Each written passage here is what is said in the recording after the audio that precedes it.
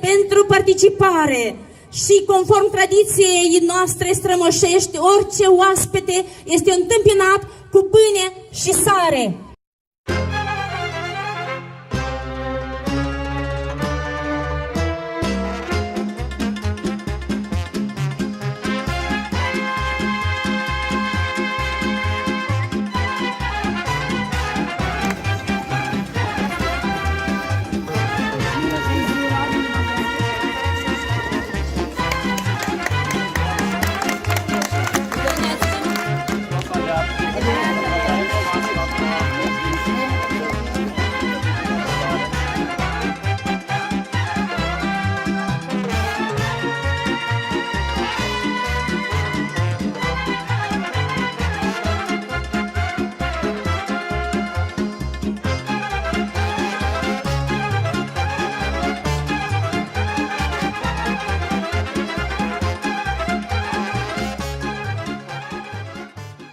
Unde joacă moldovenii, acolo pământul gene.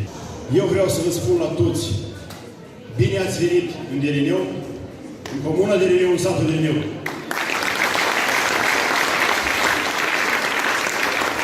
Stimată doamnă vicepreședinte Raionului, stimați oaspeți dragi și iubiți primari din comuna Valea Culii și toți participanții,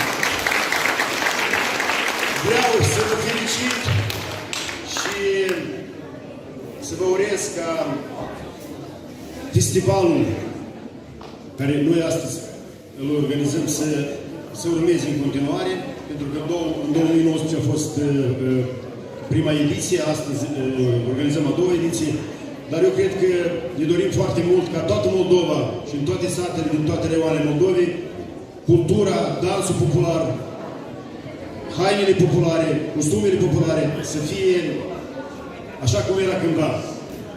Pentru că eu de pe scena asta foarte multe concerte am participat, fiind ghidat de către domnul profesor Petru Rutkovski și care îi mulțumesc pentru că m-a ajutat în viață. Pot să vă spun numai că eram în Orenburg, făceam școala militară de aviație și m-au găsit și o lună de zile, domnul Petru, nu știu dacă știți, am pregătit un tehnic, un colegiu, cum era atunci, și am luat primul loc. Am pus o singură românească. Vă felicit cu această frumoasă ediție a doua a dansului popular. Într-adevăr, este o dăruire să organizez așa evenimente și vreau să doresc concurențelor sau celor prezenți colective succese frumoase. Să știți că o faceți cu dăruire, o faceți frumos. Sunteți acei care promovați obiceiurile, tradițiile noastre, tradițiile prin dans. Pentru că prin dans poți să transmiți mult mai mult decât ceea ce poți spune câteodată în cuvinte. Și vreau să zic că vă invidiez frumos pentru că ați reușit pe Valea Culei să organizați festivalul în ediția a doua. Vă doresc succese în anii viitori și să continue festivalul an de an cu ediții numeroase. Și domnilor primari, aveți un exemplu bun, aveți, să zic așa, posibilitatea de a participa la aceste evenimente și să dea Domnul sănătate și pace. În restul, noi le facem încetișor. În orice timp, nu contează ce regim era sau care era situația economică, dansul a fost în ghinimele noastre.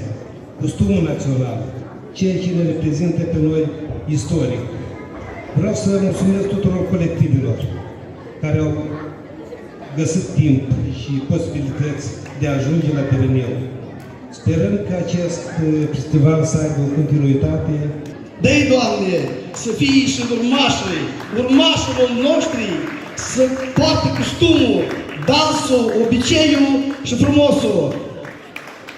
Oameni mai multe și frumos, deschidem cortina festivalului a doua ediție, DRN 2022!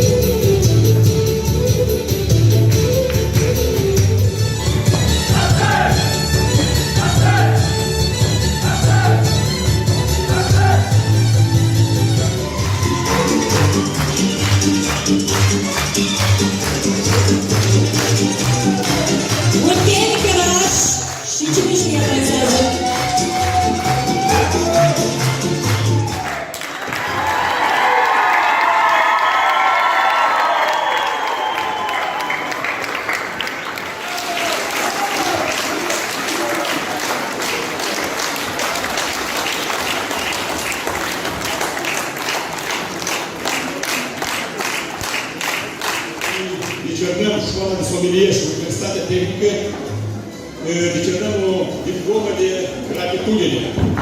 Domnului primar.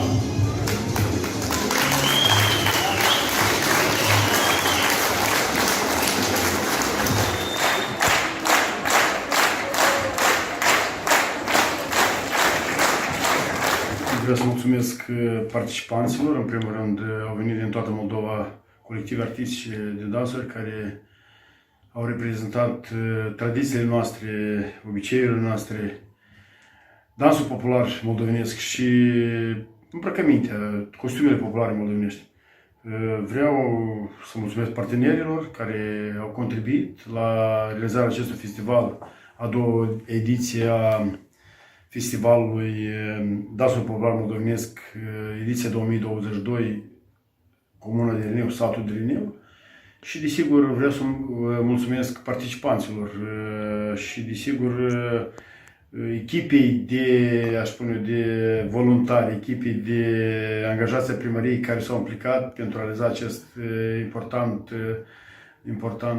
eveniment cultural. A fost un eveniment reușit, după spusele mele, un eveniment care a arătat că tradițiile și obiceiurile moldovenești trebuie să existe, să urmeze o cale de dezvoltare, de promovare și, desigur, este păcat că nu se organizează, aș spune, în fiecare lună de evenimente acest nivel pentru că a fi binevenit.